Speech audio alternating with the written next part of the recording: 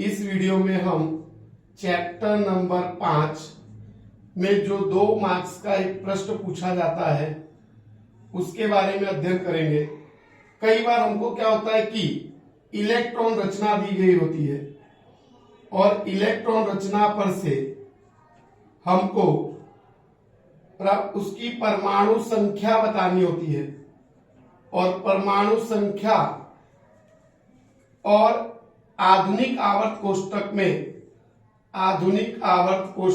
में उसका स्थान बताना होता है कि कौन से समूह में आया है और कौन से आवर्त में आया है।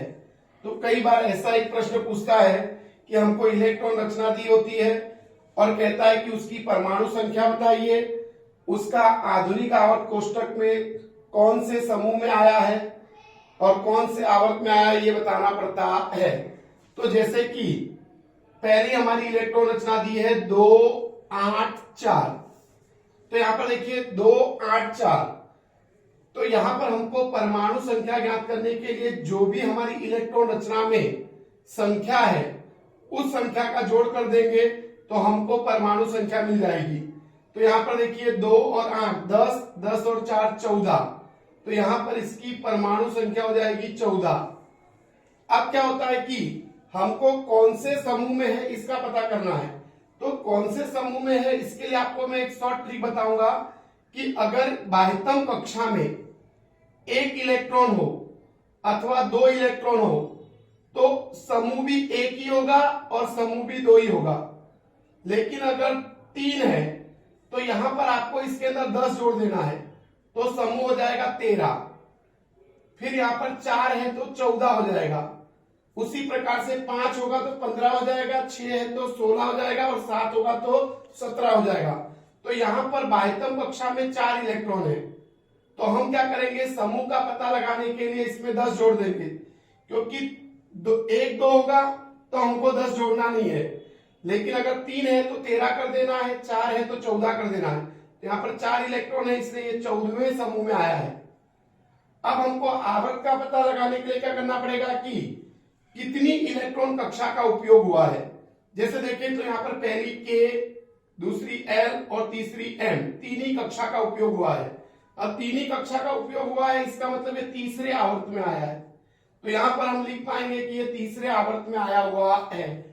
तो इस तरीके से हम बता सकते हैं कि बराबर ये कौन से समूह में आया है और कौन से आवर्त में आया है, और परमाणु संख्या के बारे में भी पता लग जाएगा। जैसे दूसरा एक उदाहरण लेते हैं कि 2 8 1, तो यहां पर देखिए इसकी परमाणु संख्या कितनी होगी, तो इसकी परमाणु संख्या होगी, यहां पर देखो जोड़ करना है संख्या का, 2 और 8 10, 10 और 1 11, तो यहां पर इसकी परमाणु संख्या होगी 11।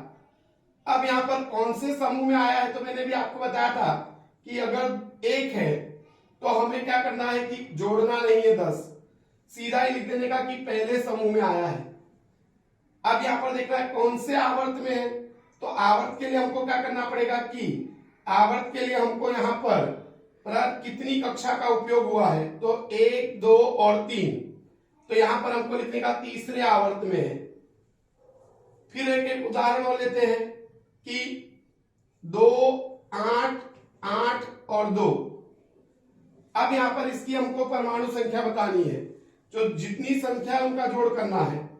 2 और 8 10, 10 और 8 18, 18 और 2 20, तो यहां पर इसकी परमाणु संख्या होगी 20। अब यहां पर देखो समूह की बात करनी है, तो बाह्यतम कक्षा में 2 इलेक्ट्रॉन है, 2 इलेक्ट्रॉन है इसलिए ये समूह होगा इसका 2। अब क्या कह रहा है, कितनी कक्षा का उपयोग हुआ है वो पता करना है, तो K L M और N 4 कक्षा का उपयोग हुआ है इसलिए ये चौथे आवर्त में आएगा। अगला एक उदाहरण लेते हैं 2 8 7।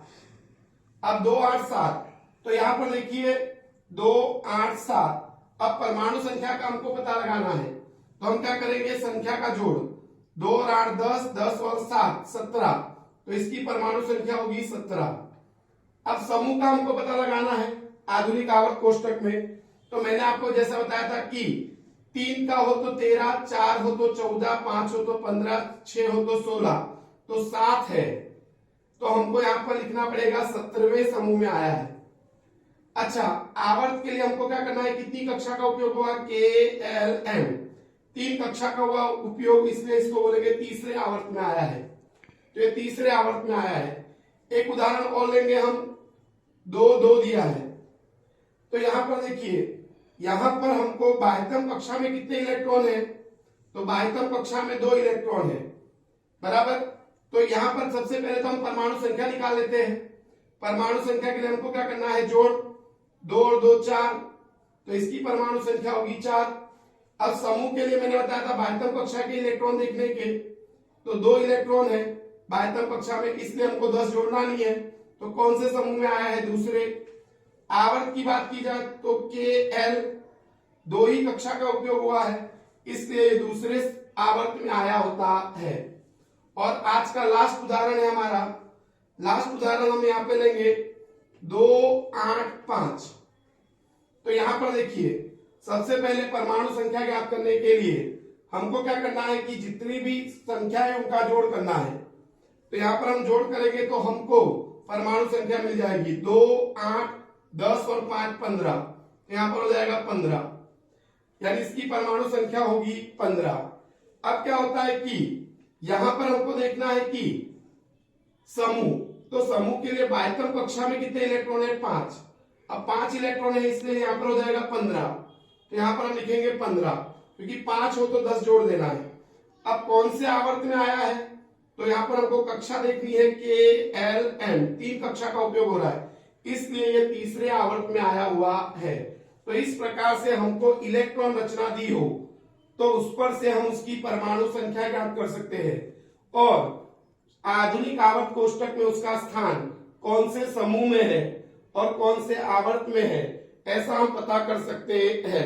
अगर आपको मेरा ये वीडियो पसंद आया हो तो मेरी इस वीडियो को लाइक कीजिए, ज्यादा से ज्यादा कमेंट कीजिए और ज्यादा से ज्यादा विद्यार्थियों को शेयर कीजिए, जिससे उनको इसका लाभ मिल सके। धन्यवाद।